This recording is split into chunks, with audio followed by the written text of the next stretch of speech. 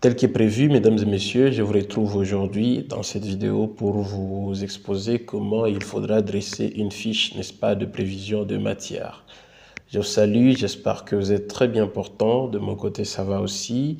Heureux de vous retrouver en ce nouveau numéro. Surtout, j'espère que d'ici la fin de cette vidéo, vous n'en sortirez pas bredouille. Vous aurez quelques éléments qui vont vous permettre, n'est-ce pas, à votre tour de dresser une fiche de prévision de matière. Vous pouvez le faire manuellement et si vous avez un ordi, le modèle que vous allez voir ici pourrait toujours vous inspirer. Alors, pour commencer, autant signaler dès le départ que le modèle que je présente, disons, le modèle des fiches de préparation, des fiches de prévision des matières, en général, dépendent toujours, n'est-ce pas, d'une institution à une autre et d'un modèle, d'un système éducatif à un autre. Et ce qui veut dire que le modèle que je propose ici, il n'est pas vraiment un modèle général, mais c'est à vous de voir dans votre institution quel est le modèle qu'on vous propose. Du moins, le modèle que je fais ici n'est autre cette façon-là de vous montrer un peu comment faire, n'est-ce pas, une fiche de prévision de matière. Alors, je ne serai pas long, je vais vous faire une courte présentation. Si vous en avez besoin, vous pouvez télécharger, toujours dans le lien de description. Je vous ai mis une fiche de préparation entière du début jusqu'à la fin de l'année. Vous pouvez l'ouvrir avec Word puisqu'il est en format PDF. Une fois que vous téléchargez le fichier, vous l'ouvrez en format Word et vous allez modifier, adapter le modèle à votre goût, n'est-ce pas, mesdames et messieurs? Alors que cela ne puisse pas vous compliquer.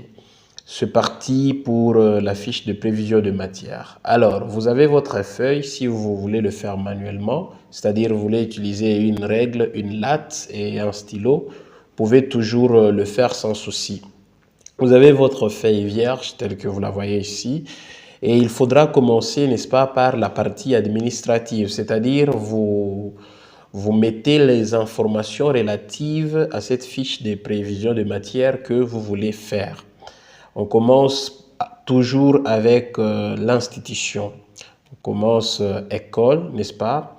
Dans le cas précis, moi j'enseigne au complexe scolaire, n'est-ce pas, Oudjama, une école qui se situe dans le quartier Opemba, commune Katouba, une belle et grande école où nous avons la philosophie, n'est-ce pas, d'intégrer les enfants des Tchansonsa dans la société. Ça, c'est une philosophie particulière, mais à l'échelle nationale, nous visons la formation intégrale du Congolais, histoire qu'il soit à mesure de répondre, n'est-ce pas, à sa vocation d'honneur des solutions.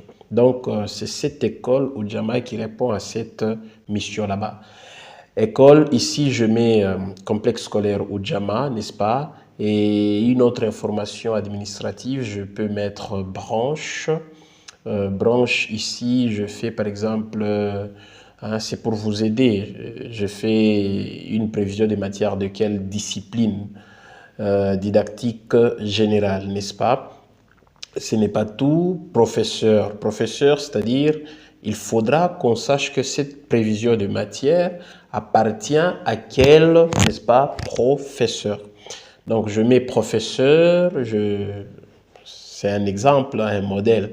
Moi c'est Grand François et toi tu peux, vais-je dire, excusez-moi, j'ai toujours envie de tutoyer, de vous voyer, histoire de paraître un peu plus familier avec vous. Que cela ne puisse pas vous étonner si chaque fois je tutoie, si je vous vois. Donc, je disais, professeur, vous pouvez mettre votre nom, dans les cas échéants, c'est Grand François. Et au beau milieu de votre feuille, vous mettez, n'est-ce pas, l'activité principale de la fiche que vous êtes en train d'élaborer. On y met prévision des matières. Est-ce que c'est tout ce qu'il faut mettre comme information relative à l'administration? Non. On a oublié quoi? On a oublié l'année scolaire, l'année en cours. C'est de quelle année à quelle année? Donc, année scolaire, dans les cas présents ici, nous sommes en train de consommer l'année scolaire 2024-2025. Vous voyez un peu, mesdames et messieurs. Alors, ce n'est pas tout, il nous manque un élément administratif, c'est la classe. Classe, ce modèle ici que je suis en train de prévoir, plutôt d'élaborer, c'est pour la 3e HP. Ne vous en faites pas, vous pouvez mettre discipline, plutôt branche. Moi, j'ai mis didactique générale, vous pouvez toujours mettre là-bas, ça dépend de la discipline que vous enseignez. Ça peut être mécanique générale, ça peut être électricité générale, ça peut être docom, ça peut être comptabilité, ça peut être éthique, ça peut être civisme, éducation à la vie, ça peut être technique des textiles, ça peut être couture artisanale, finalement beaucoup de cours. Et au niveau de la classe, vous adaptez en fonction, n'est-ce pas, de la classe dans laquelle vous allez opérer. Ça peut être 3e HP dans les cas présents, ça peut être 2e TCC, ça peut être 4e électricité générale, ça peut être 4e mécanique auto. Finalement, ici, la classe, on indique, n'est-ce pas, les destinataires de cette fiche là-bas, c'est pour quelle classe? Les élèves de 3e HP dans le cas présent. Alors, on continue.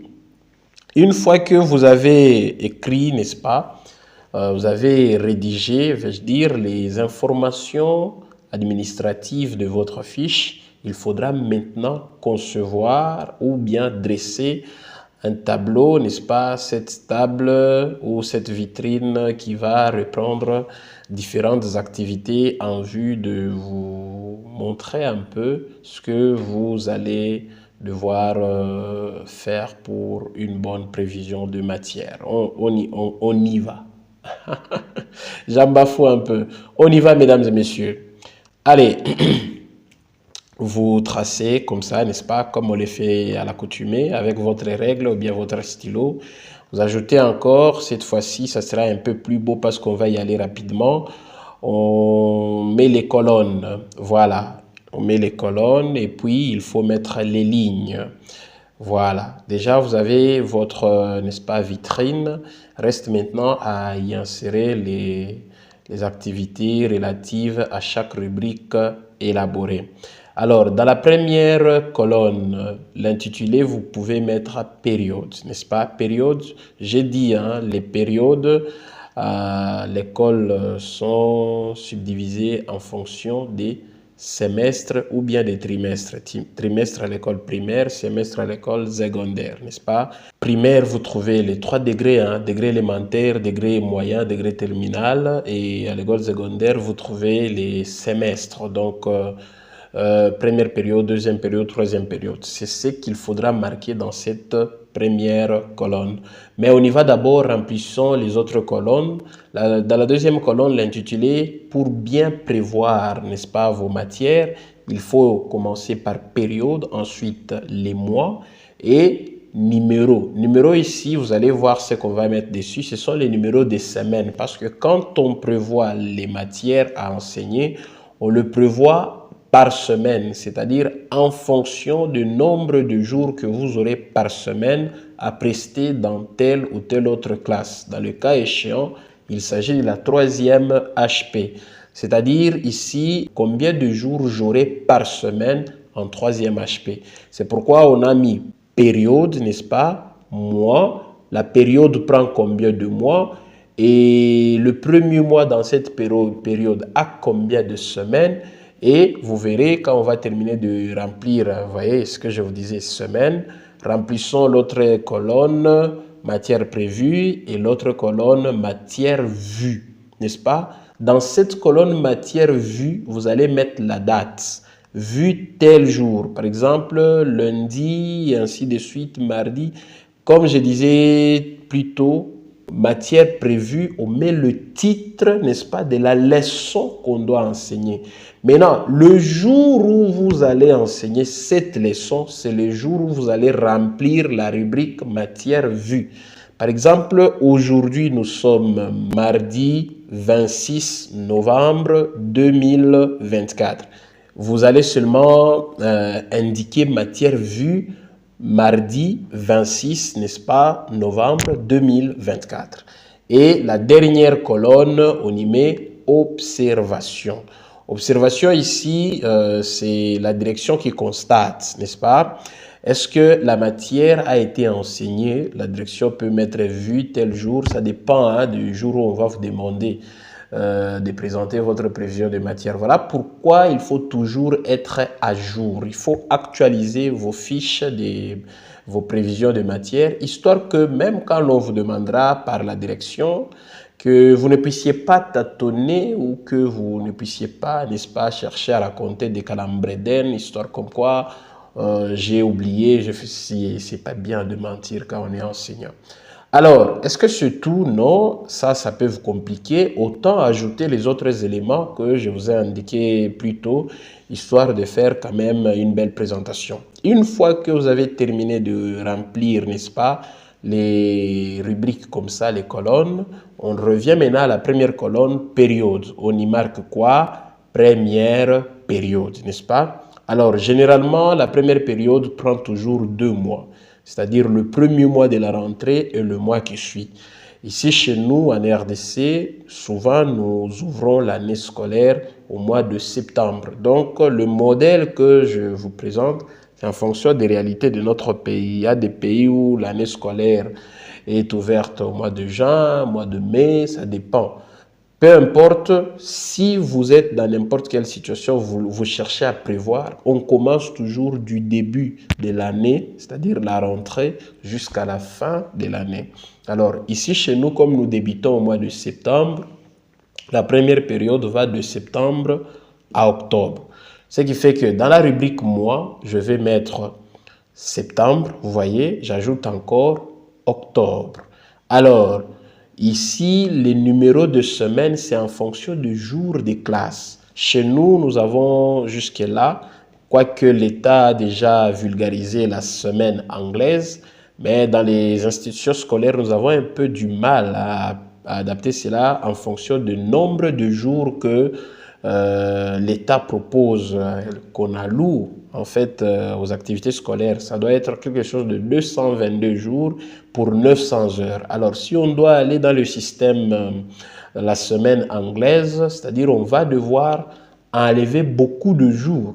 C'est ce qui complique un peu. Alors il y a d'autres écoles qui s'adaptent tandis que d'autres ont du mal. Mais le modèle que moi je présente, c'est un modèle, n'est-ce pas, de la semaine française. Donc nous sommes dans le système français.